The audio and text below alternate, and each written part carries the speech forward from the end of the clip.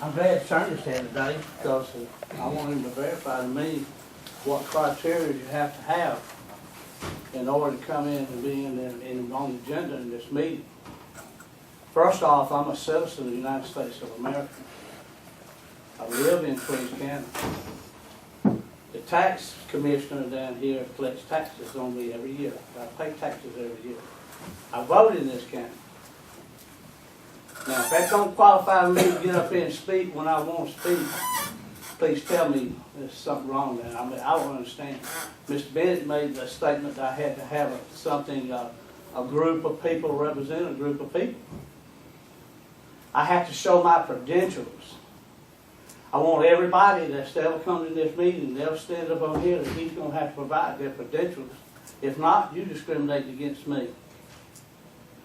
Now, you made the statement. Now, the attorney's here. He can verify what credentials I have to have in order to come in this meeting and speak. Now, I wish he would answer the question to me. I know Mr. Bennett don't want to answer the question, but I just want to see if the attorney will answer my question.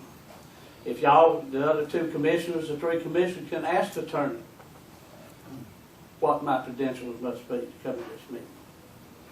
Now, I don't know what else I can do.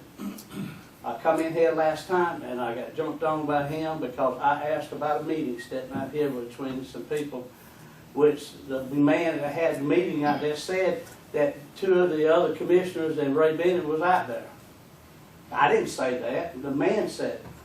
And then Mr. Bennett gets up and said that Mr. Floyd said he wasn't. No, I take that for his word, but he comes up and tells me I have to have a what do you call it, a resume, or to tell whether I'm a citizen or whether I belong to a certain group or not.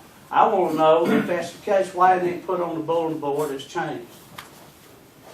Now, somebody's going to have to sit in here and tell us what we got to do. I ain't going to jump through no more hoops for it. Now, Miss Epps, I don't know, Miss Epps already done told me that I don't have to have that. As long as I'm a citizen in this county, I have a right to come up here and speak whatever I want to speak about. You won't allow us to speak in open meetings when y'all have discussions with other items. So we don't have no other option but to come back in here the next meeting and speak about it. You won't let nobody speak. So maybe the attorney answer my question for me. Before he does, let me make a comment. You missed me again. That. First time you mentioned that I was in a meeting that I was not in, I told you that was untrue. Yeah. You should have verified it before you came back to another meeting and dispensed that same information. Now, are you disputing my word? No, I'm not saying that. What But I'm telling you, why- what I come in here and I'm discuss, talking. the second time I come in here, I'm going to reclaim my minutes I got here. Now, first time I come in here, we heard the rumor about it. That's what the rumor was. Mr. Bryan mentioned it. Mr. Bryan had the actual person who was out there at the thing said that you were there, Milton Sampson was there, Ray Bennett was there. That was 3 men. That's the 3 people. That's what I referred to. I didn't say you were there. I'm just saying that's what was said. Now, you said you wasn't out there. That's right. Okay, I took that. But when he comes up and jumps on me in this meeting in here, Why keep repeating it, Jerry? because I'm here trying to get this point across, that I'm sitting in here trying to talk about something, and he tells me I can't come in here and talk because I don't have the credentials to I'm sit not in here talking and about talk. that part of Well, it. let me clarify something up to Mr. Floyd. Let me put this in perspective. Mr. Fitcher, we're going to follow the order of business as established and accepted by this board.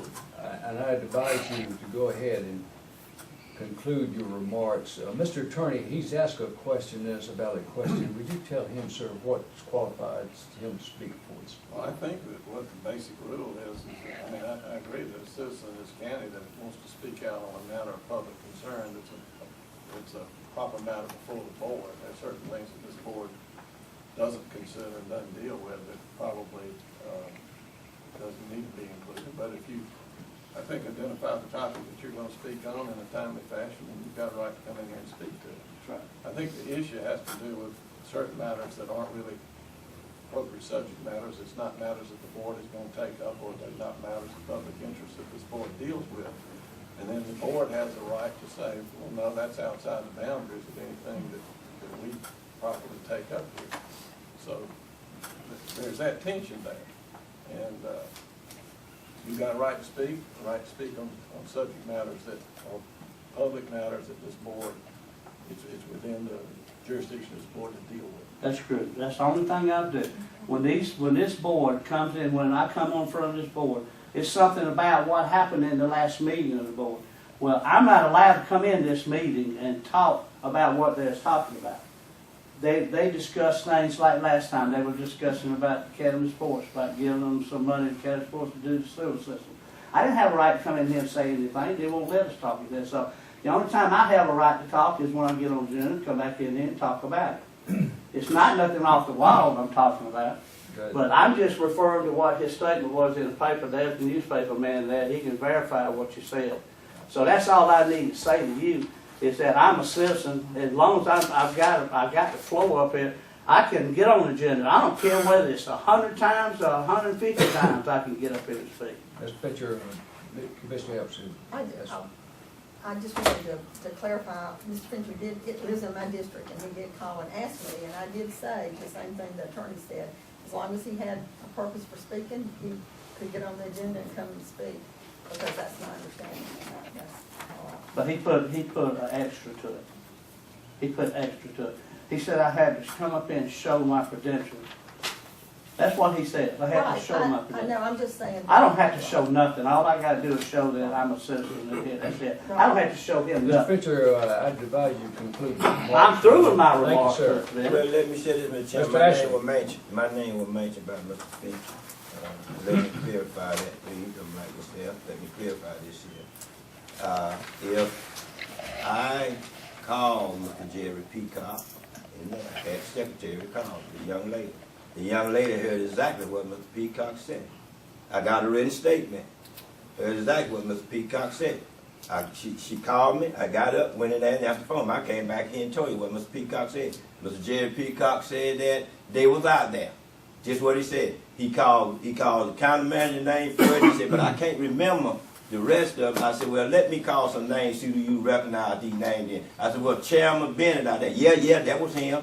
I said, well, Commissioner Sampson out there. Yeah, that was him. Well, Commissioner Floyd there. Yeah, that was him. That young lady heard exactly what Mr. Jerry Peacock told me on the phone. I came back in here and told this board that Mr. Jerry Peacock said that those three commissioners was out there. Mr. Brown, thank you. Now, I just for want your to clear it remarks. up. I just want to clear it up. Well, again, Jerry kind of